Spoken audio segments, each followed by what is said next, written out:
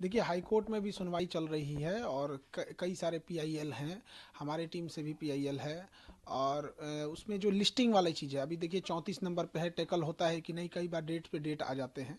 तो वो न्यायिक प्रक्रिया है, उस पर हम लोग नहीं कुछ कह सकते हैं।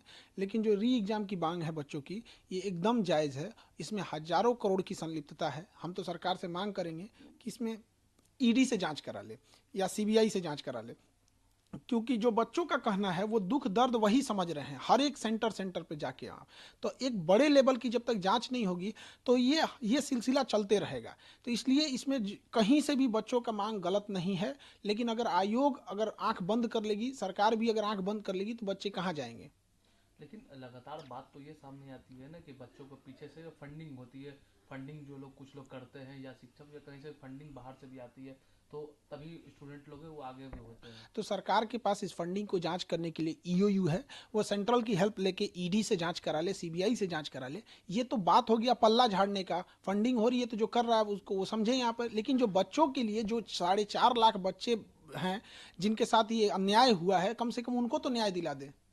क्या लगता है कि जो री एग्जाम की मांग है उसको लेकर तो फिर बाधा बीच में फिर बन कौन रहा है? देखिए, इसमें कई तरह की चीज़ें हो गई यहाँ पर, लेकिन हम इतना ज़रूर कहेंगे कि हमारी हाथ जोड़ के विनती है दीपक सर से कि थोड़ा आप बच्चों के लिए कर दे, कृपा करें एकदम यहाँ से। क्योंकि आप अगर वो चाहेंगे तो ज़रूर इस चीज़ों को होगा, सरकार तक वो सबसे जल्दी बात पहुँचा सकते हैं और वो कोऑर्डिनेट भी अच्छे से कर सकते हैं। लेकिन अगर एक हो गया कि उनसे आदमी जीवन भर में कभी उनसे कहाँ कुछ बोला है, कोई विद्यार्थी उनसे क्या किया है, लेकिन एक विद्यार्थी की ओर से भी हम कह रहे हैं कि दीपक जो सर से अभी हाथ जोड़ के विनती है कि अगर इन बच्चों का अगर वो री एग्ज़ाम करा देते हैं तो एक तरह से उनको लिए हमेशा ज़िंदगी भर बच्चे उन्हें भी याद रखेंगे। और ये जो मनोबल बढ़ा हुआ है शिक्षा के क्षेत्र में, इस शिक्षा माफियों का जो पेपर लीक करा देना, इनके लिए भी एक गिरोह का, एक नक्सल का एक पूरा जो नेक्सस है, इसको भी तोड़ना बहुत ज़रूरी है। तो हम विनती यही करेंगे, क्योंकि अगर ये लंबा जाएगा प्रोटेस्ट तो ये सरकार के लिए भी ठीक नहीं है, क्योंकि एक पूरा 2025 का ये मामला ही रहेगा। तो हमको ये नहीं समझ में आ रहा है कि जो सलाह दे रहे हैं सरकार को, उनमें क्या एक बच्चों के आगे झुक जाने में क्या जाता है कि हाँ भाई गलती हुई थी आयोग की और हमने इसे सुधार दिया, आपके हित में हमने री एग्जाम करा दिया। ये जो बच्चों की थोड़ी सी नाराजगी है, थोड़ा सा गुस्सा है, उन्हीं से होता है जहां से हमें उम्मीद रहती है। आज भी बच्चे सरकार की ओर ही उम्मीद लगा के देख रहे हैं। अगर इनका री एग्जाम करा देते हैं तो ये सरकार के हित में भी होगा, अन्यथा ये बच्चे अपना गुस्सा कहाँ उतारेंगे अगर इनको नहीं माना जाएगा तो। ये चुनावी साल भी है, तो कब आगे की स्ट्रेटेजी क्या होगा? देखिए, अब ये तो बच्चे इतनी बड़ी संख्या में जो इनके साथ अन्याय हुआ है, अब ये बच्चे लाखों की संख्या में धरना देने जा रहे हैं। अब इन बच्चों का कोई राजनीतिक लाभ उठाएगा तो इसमें क्या, ये बच्चे क्या करेंगे, किसी को थोड़े भगाएंगे सब यहाँ। तो लेकिन अब राजनीतिक लोगों से भी या बच्चों से भी कहते हैं कि ये आंदोलन शुद्ध रूप से बच्चों का था। विद्यार्थियों लोगों से भी कहते हैं कि शुद्ध रूप से ये विद्यार्थी का ही आंदोलन होना चाहिए, तभी जाके हम लोग की सफलता मिलेगी। क्योंकि डायरेक्ट जो अगर देखेंगे स्टेक होल्डर तो बच्चे हैं, इनडायरेक्टली हम लोग हैं, क्योंकि हम लोग उन्हें पढ़ाते हैं, उनके साथ अन्याय होता है तो हम लोग उनकी आवाज़ बन के एक संगठित कर देते हैं। लेकिन इसका डायरेक्ट स्टेक होल्डर वो बच्चे ही हैं। लेकिन अगर आंदोलन लंबा खींचते जाएगा तो सरकार आंख बंद करके रखेगी तो बच्चे कहाँ जाएंगे। वो कोई प्रदर्शन करने का ट्रेनिंग लेके नहीं आए, उनकी दिल की तकलीफ है जो वहाँ पे इतने देर से रुके हुए हैं। लेकिन बीच में तो कुछ पॉलिटिशियंस है वो भी तो इन्वॉल्व हो जाते हैं ना। अब वो चीज़ें साइड हो गई हैं, अब सरकार को इस पे संज्ञान ले लेना चाहिए और बच्चों का री एग्जाम करा देना चाहिए। अन्यथा हम लोग का तो एक ही मांगे, हम लोग री एग्जाम लेके रहेंगे। और अगर हम री एग्जाम नहीं लेते हैं तो हम बच्चों, अगर सरकार कहती है कि हम री एग्जाम नहीं लेंगे, तो हम पूरे बिहार में यही कहेंगे ना कि हमने अपनी झोली फैला के बच्चों के भविष्य का भीख मांगे और सरकार ने उसमें थूक दिया। यही कहेंगे हम, अगर नहीं री एग्जाम होगा तो। आयोग है, अब सरकार नहीं मानती तो अब आगे आप लोग? अब बच्चे इसको अब जहाँ जहाँ प्रोटेस्ट करना होगा। अब फिर तू, क्योंकि अभी बच्चों की परीक्षा है, 6 महीना बाद सरकार की परीक्षा होगी, तो इन बच्चों की नाराजगी लेके सरकार कहाँ जाएगी। इसलिए इनका री एग्जाम करा देना चाहिए। आपको लगता है कि चुनावी वर्ष अगर नहीं उतार लगता, हमें पूर्ण विश्वास है कि अब री एग्जाम होगा। और ये हम बच्चों के लिए भी कहते हैं कि अब बहुत जल्दी हम, जो बच्चे हैं इनका मेहनत बर्बाद नहीं जाएगा, इनकी मेहनत रंग ला रही है। ये अपने मुकाम तक पहुंच चुके हैं और बहुत जल्दी सरकार पॉजिटिव डिसीजन, हमको जहां तक लगता है कि बच्चों का व्यर्थ जाने नहीं देगा। बीच में थोड़ा सा गड़बड़ हो गया था ये सब। अब देखिए, किसी बच्चे किसी पॉलिटिक्स को नहीं लेके आते, वो तो पढ़ने वाले बच्चे हैं, उनके पास इतना भी पैसा नहीं रहता कि गर्दनी बाग जाके प्रोटेस्ट कर सके। कितना 200-300 रुपया उनके पास एक्स्ट्रा रहता है, वो भी बीमार पड़ गए तो वो भी खत्म हो जाता है। तो बच्चों की मेहनत रंग ला रही है और हम लोग जीत रहे हैं और बहुत जल्दी पॉजिटिव आएगा और री एग्जाम होगा।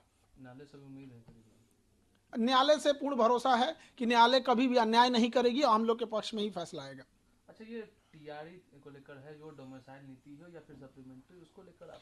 देखिए बीपीएससी टीआरई ना मजाक बना के रख दिया है। पहला कि एक जो डोमिसाइल है तो बीपीएससी को क्लियर करना चाहिए कि वो बीपीएससी अपने प्रेस कॉन्फ्रेंस करती है कि ये जो प्रोटेस्ट किए थे उन बच्चों का इतना नंबर है, इतना रहने वाले हैं। जब आप इतना बता पाते हैं तो आप डोमिसाइल में भी बताइए ना कि कितने % ऐसे बच्चे हैं जो out of the state select हुए हैं। इसमें एक बाहर जो परसेप्शन बन रहा है उसको आप क्लियर करिए कितना % है। वो एक बार करते हैं हॉरिजेंटल वर्टिकल आरक्षण लागू करेंगे। ये जो सचिव जी हैं ये पूरा उन्हीं का दिमाग है। ये एक बार आप सचिव जी का भी इंटरव्यू लीजिएगा, सत्य प्रकाश जी का, वो आपको बताएंगे कि क्यों वो जबरदस्ती बिना मतलब का एक जगह का हक दूसरे जगह मार रहे हैं।